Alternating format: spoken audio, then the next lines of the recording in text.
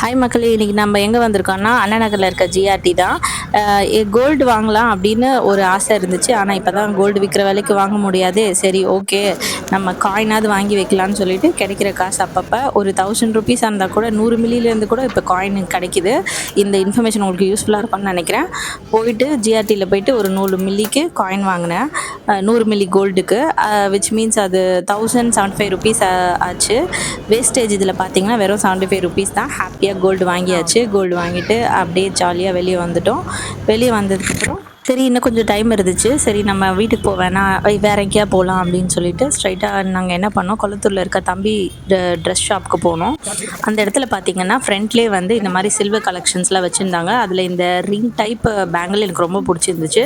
இது வாங்கணும்னு நினச்சேன், பட் எனக்கு காசு இல்லை. பட் நான் வேற ஒன்று வாங்கினேன். அதான் இந்த பிரேஸ்லெட். அவ்வளோ சூப்பராக இருந்ததுங்க. அது இல்லாமல் ஒரு 3 ட்ரெஸ்ஸையும் பர்ச்சேஸ் பண்ணிவிட்டு ஹாப்பியாக வீட்டுக்கு வந்துட்டேன்.